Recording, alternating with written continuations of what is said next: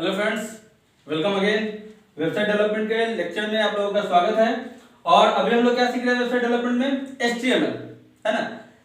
Previous lecture में हम लोगों ने क्या कंप्लीट किया है? फॉर्म का पूरा लेक्चर कंप्लीट किया है कि किस तरीके से HTML के अंदर फॉर्म आता है, किस तरीके से फॉर्म्स के टैग यूज किए जाते हैं और कैसे कैसे हमारा एक फॉर्म तैयार होता है। वो हमारा था कि HTML में कैसे यूज करते हैं। इन फर्दर लेक्चर्स आने वाले लेक्चर्स में हम लोग क्या करेंगे? CSS के साथ, डिजाइनिंग के साथ कि कैसे डिजाइन किया जाता है, फिर आगे उसका रिलेशन, डेटा कैसे प्रोवाइड किया जाता है, डेटा कैसे लिया जाता है, उसके बारे में हम लोग सीखेंगे। फिलहाल आपका HTML में एक स्ट्रक्चर तैयार करने के लिए इतना ही था, है ना। अब हमारा काफी इंपॉर्टेंट टॉपिक है inline and block level tags, इसलिए ध्यान से पूरे लेक्चर को देखिएगा और समझिएगा ये करता क्या है। Inline and block level tag बोलने का मतलब क्या है, यहाँ पे हम लोग रखने जा रहे हैं, सीखने जा रहे हैं। बेसिकली अब का जो लेक्चर आपका चलने वाला है, अभी तक हम लोगों ने क्या किया है? टैग्स के बारे में पूरे अच्छे तरीके से सीखा कि किस टैग का कहां पे यूज होता है, कैसे हम उसे अरेंज करते हैं, है ना। कि हम हेडिंग देना है तो कौन सा टैग यूज करेंगे, कहीं पे अगर पिक्चर लगाना है तो कौन सा टैग यूज करेंगे, किसी डेटा को दिखाना है तो टेबल टैग यूज करेंगे, है ना। वीडियो दिखाना है तो वीडियो टैग यूज करेंगे, किसी पेज को लिंक करना है तो हाइपरलिंक मींस एंकर टैग का यूज करेंगे, है ना। ऐसे ही हम लोगों ने काफी टैग सीखे हैं, आईफ्रेम टैग, बहुत सारे टैग सीखे हैं, है ना। सबका अपना अपना यूज है, ध्यान से समझिए। सभी टैग्स अपने अपने यूज के लिए आए हैं, बट अब हम लोगों को यह देखना है कि कैसे टैग का अरेंजमेंट होता है, क्योंकि दिखाने के साथ साथ हम लोगों को यह ध्यान देना होता है कि मेरा जो कंटेंट हो एक डिजाइन में, एक पैटर्न में लोगों के सामने आए, ताकि उनको देखने में, समझने में कोई प्रॉब्लम ना हो। तो ध्यान से देखिएगा, इनलाइन और ब्लॉक लेवल को दिखाने के लिए या समझाने के लिए मैं आप लोगों को थोड़ा सा डिजाइनिंग का कॉन्सेप्ट दिखाने जा रहा हूं कि कैसा यूजर इंटरफेस होता है, कोई भी वेबसाइट किस तरीके से बनाया जाता है या अरेंज किया जाता है। तो इसलिए अब जो हमारा टॉपिक चलने वाला है वो बेसिकली डिजाइनिंग पे फोकस होने वाला है। आगे से जितने भी आपके लेक्चर्स होंगे वो डिजाइनिंग पैटर्न पे होगा कि किस तरीके से एक वेबसाइट को लोगो के हिसाब से हमको अरेंज करना होता है। तो आने वाले टॉपिक्स में हम लोग अब एक दो दिन के बाद, एक दो लेक्चर्स के बाद CSS और जावास्क्रिप्ट सीखना शुरू करेंगे, जिससे हम डेटा को इंटरप्रेट और लोगों को एक सही ढंग से, एक अच्छे तरीके से दिखा सके, है ना। तो हम लोग CSS भी अब सीखने वाले हैं नेक्स्ट लेक्चर्स में, इसलिए ध्यान से वीडियोस को देखते जाइए। अब इनलाइन और ब्लॉक लेवल को समझने के लिए और डिजाइनिंग पैटर्न को समझने के लिए देखिए एक एग्जांपल मैं आपको सेट करने जा रहा हूं, एक वेबसाइट दिखाने जा रहा हूं। बेसिकली वेबसाइट लाइव नहीं, यहाँ पे एक पैटर्न, जैसे एक नॉर्मल वेबसाइट कैसा होता है, देखिए एक नॉर्मल वेबसाइट कैसा दिखता है आपको।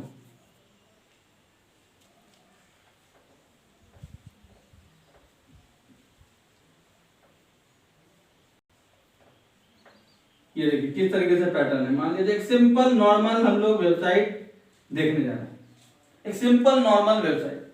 यहां पे है क्या? सो देखिए ये हो गया हमारा हेडर। एक नॉर्मल वेबसाइट में क्या क्या रिक्वायरमेंट होता है?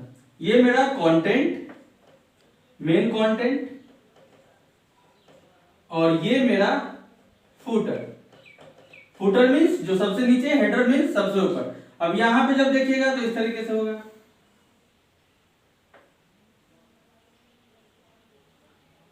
है ना। यहाँ पे लिंक होता है कि आपको कहाँ जाना है, होम पे जाना है, रिजल्ट पे जाना है, मार्क्स देखना है, क्या देखना है, टीचर्स देखने हैं, कॉन्टैक्ट देखना है, अलग अलग हमारा वेबसाइट का लिंक होता है।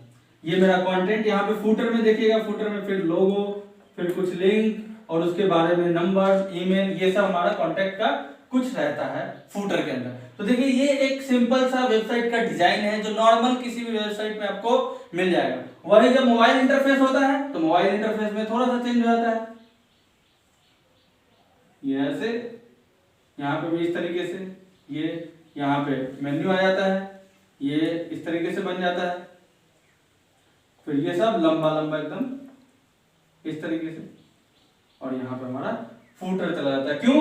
क्योंकि यहाँ पे स्पेस कम है। जब हम लोग डिजाइनिंग देखना शुरू करते हैं, जब हम डिजाइनिंग यूजर के हिसाब से सोचना शुरू करते हैं, तो हम लोगों को क्या होना चाहिए? हम लोगों को पैटर्न समझ में आना चाहिए कि किस तरीके से एक वेबसाइट को अरेंज किया जाता है। अभी तक जो आप सीख रहे थे वो सिर्फ स्ट्रक्चर था कि डेटा को दिखाना कैसे है, किस टैग में किस डेटा को रखेंगे, ये था। बट कैसे उसको दिखाएंगे, किस तरीके से अरेंजमेंट होगा, अब ये ज्यादा मायने रखता है। HTML बिना CSS का कुछ भी नहीं है।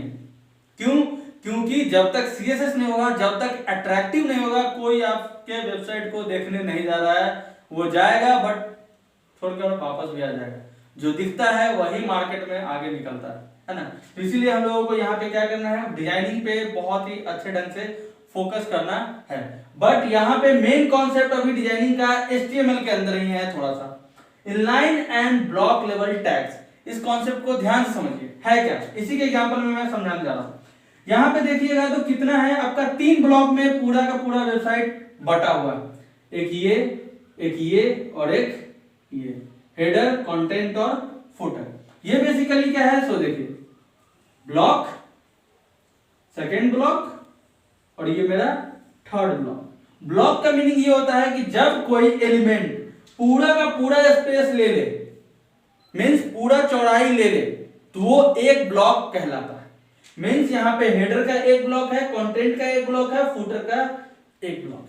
तो यहाँ पे दूसरा मीनिंग हम लोग को ये आ रहा है कि इनलाइन किसे कहते हैं। ब्लॉक तो समझ गए कि जब एक ब्लॉक, दूसरा ब्लॉक, तीसरा ब्लॉक, जब पूरा विड्थ कहीं लिया जाता है तो उसे एक ब्लॉक कहा जाता है। तो ये इनलाइन का मीनिंग ये होता है कि जब किसी ब्लॉक के अंदर 3-4 एलिमेंट, मीन्स किसी लाइन, ब्लॉक मीन्स क्या हो गया, एक लाइन, और जब उसी लाइन के अंदर काफी एलिमेंट आ जाए तो वो उनका अरेंजमेंट कहलाता है इनलाइन एलिमेंट। जैसे ये देखिए, ये एक ब्लॉक है और इस ब्लॉक में ये एलिमेंट कैसे है, इनलाइन एलिमेंट है, क्योंकि एक ही लाइन में अरेंजमेंट है। या फिर हम बोल सकते हैं इस ब्लॉक मींस इस एलिमेंट और इस एलिमेंट का आपस में कैसा कनेक्शन है, इनलाइन कनेक्शन है। इन दोनों का आपस में इनलाइन कनेक्शन है। अगर हम बात करते हैं ये ब्लॉक और इसका दोनों आपस में कैसा कनेक्शन है, ये ब्लॉक कनेक्शन है। क्यों? क्योंकि ये पूरा चौड़ाई ले लिया, ये पूरा चौड़ाई ले लिया, है ना। समझ रहे पॉइंट को। जैसे जब लाइन एक दूसरे के नीचे हो, ऊपर नीचे हो तो ब्लॉक, जब अगल बगल में हो तो इनलाइन। तो याद रखिए, सिंपल लिख ही देते हैं, अगल बगल में और एक के नीचे। जब एक के नीचे हो तो ब्लॉक, जब अगल बगल में हो तो इनलाइन, है ना। याद रखने के लिए काफी इजी।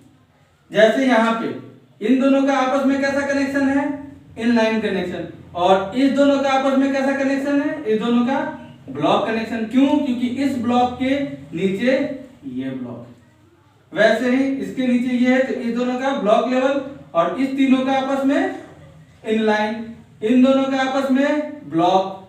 तो यही हम लोग को देखना होता है। तो इनलाइन और ब्लॉक का मीनिंग यही होता है कि जब कोई एलिमेंट, जब एक टैग और दूसरा टैग जब यूज किया जाए और दोनों एक दूसरे के अगल बगल आ जाए तो वो इनलाइन टैग है। और वही जब एक टैग और दूसरे टैग को यूज किया जाए और एक का आउटपुट दूसरे के ऊपर नीचे हो तो वो ब्लॉक लेवल टैग। तो अब हम लोग ये देखेंगे, ध्यान समझिए, अब हम लोग ये देखेंगे कि किस तरीके से इनलाइन टैग और ब्लॉक लेवल जो टैग है वो अलग अलग है, और कौन कौन से टैग इनलाइन लेवल है और कौन कौन से टैग ब्लॉक लेवल है। चलिए तो देखते हैं। हाँ, जैसे देखिए इनलाइन ब्लॉक लेवल टैग्स के बारे में हम लोग समझ गए कि इनलाइन किसको कहते हैं, ब्लॉक किसको कहते हैं। अब यहाँ पे कौन कौन से टैग इनलाइन है और कौन कौन से टैग ब्लॉक लेवल है।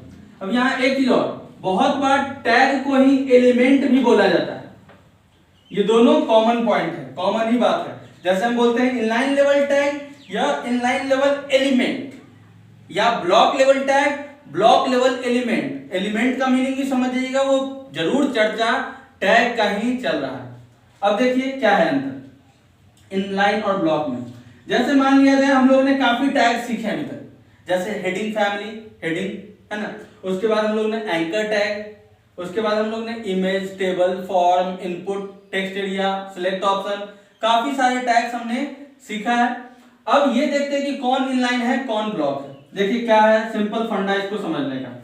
जैसे मान लिया जाए मैंने कोडिंग किया H1 हेडिंग 1,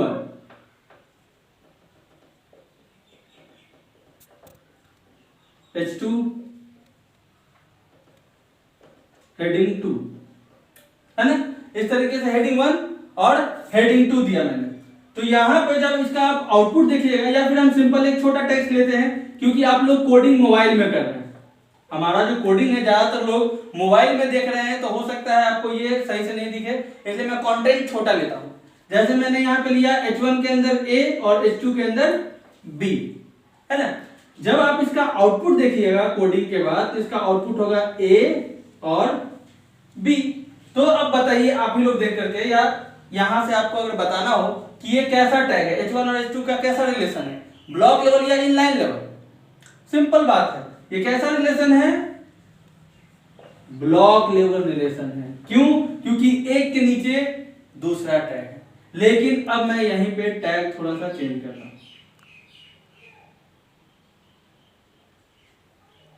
चेंज किया क्या, यहां पे B, यहां पे B, बोल्ड टैग, B यहां पे B। अब जब आप आउटपुट देखिएगा, तो ये आउटपुट आपको दिखेगा किस तरीके से, इस तरीके से। तो अब ये कैसा रिलेशन है, एक के बगल में दूसरा, मींस बी टैग जो है, बी का बी के साथ कैसा रिलेशन है, इनलाइन रिलेशन है ना। अब वहीं पे मान लिया जाए, मैं थोड़ा सा चेंज करता हूं, यहां पे लिखा P P। अब जब आप आउटपुट देखिएगा, तो फिर से आपका आउटपुट होगा इस तरीके से, बी वाला थोड़ा बोल्ड होगा क्योंकि बी टैग यूज कर रहे हैं।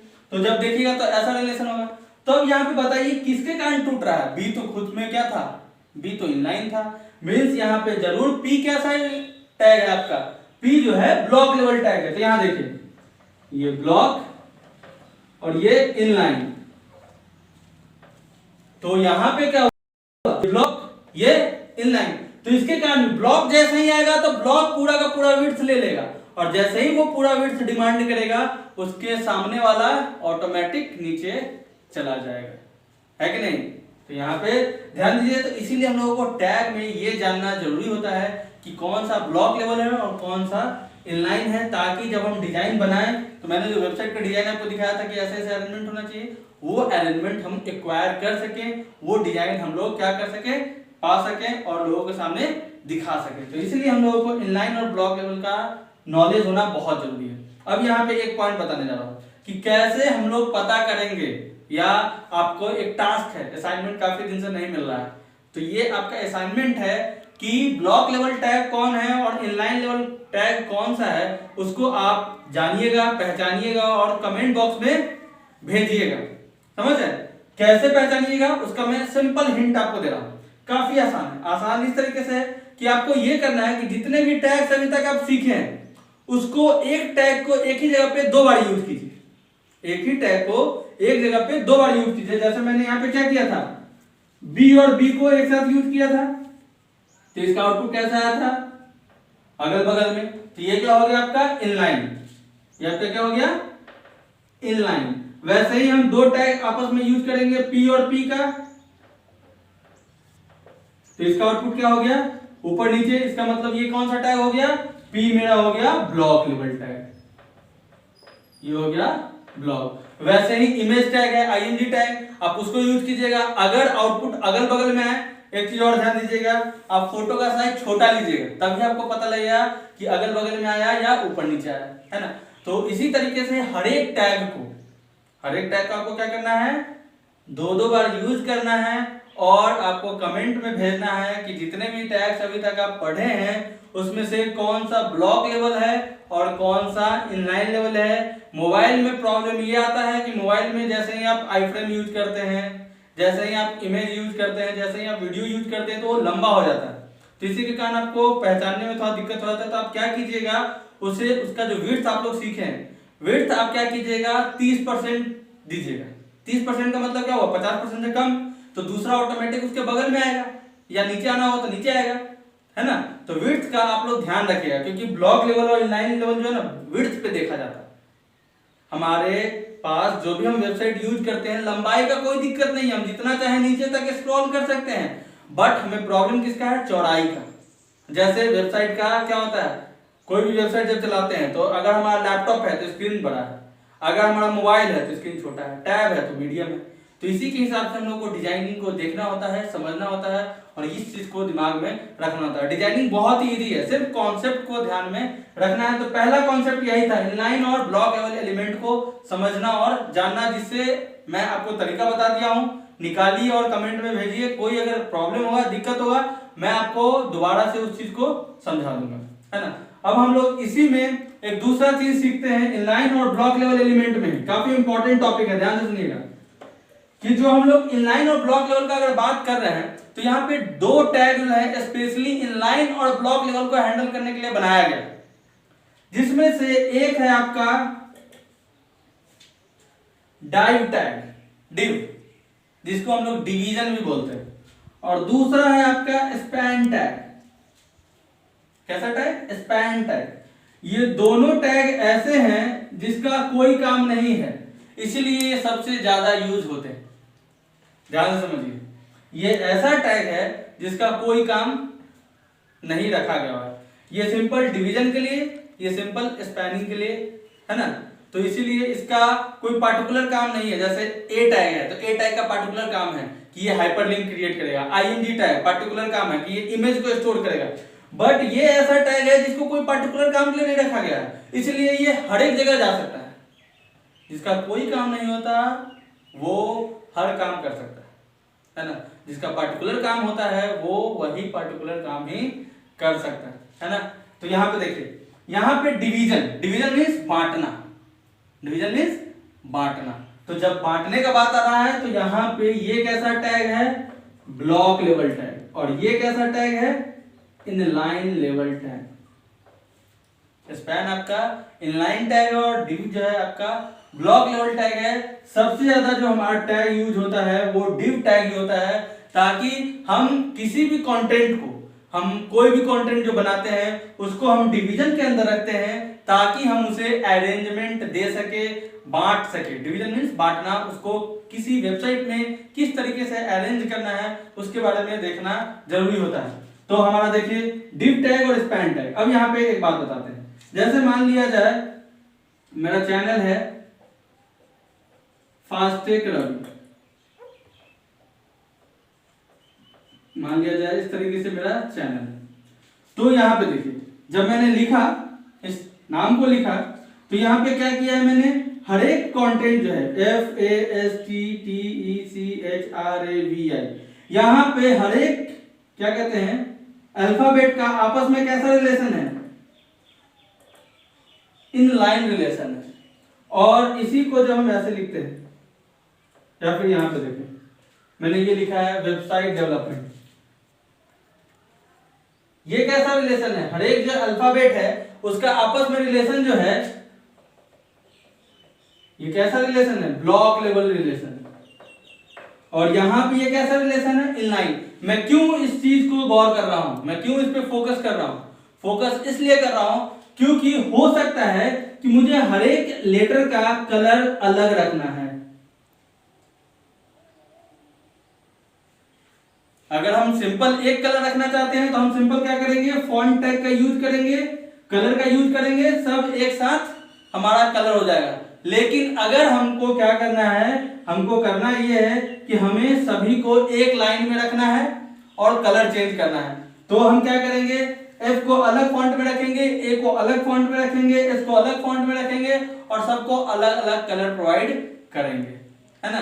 तो हम एक इस तरीके से कर सकते हैं क्योंकि फॉन्ट भी आपका इनलाइन एलिमेंट है। लेकिन अगर हमें ऐसे चाहिए कि W का अलग कलर, E का अलग कलर, B का अलग कलर, S का अलग कलर, साइज भी अलग, तब हम क्या कर सकते हैं? फॉन्ट तो है इनलाइन, फॉन्ट कैसा टैग है? Inline tag. और हमको आउटपुट कैसा चाहिए? इस तरीके से। तो हम क्या करेंगे? हर एक फॉन्ट को हम डाइव के अंदर रख देंगे। एक एग्जांपल मैं दिखाता हूं। एग्जांपल देखिए, काफी इजी एग्जांपल। जैसे मैंने बनाया font colour equal to red और यहां पे लिखा A, फिर font colour equal to blue, यहां पे लिखा B, इससे आपको ऑटोमेटिक समझ में आ जाएगा कि क्या होने जा रहा है। Pink C, font colour equal to green D. अब जैसे ही आप इतना कीजिएगा तो आपका क्या होगा, ए बी सी डी इस तरीके से लिखा जाएगा और सबका कलर अलग अलग होगा। लेकिन अब हम क्या करने जा रहे हैं, इसी के पहले लगाने जा रहे हैं डिव। देखिए दोनों डिव।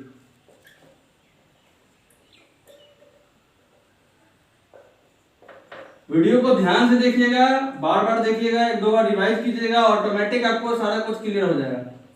अब इस तरीके से करिए। तो जैसे ही मैं इस तरीके से करता हूं तो आउटपुट कैसा हो जाएगा, ए बी सी डी। क्यों?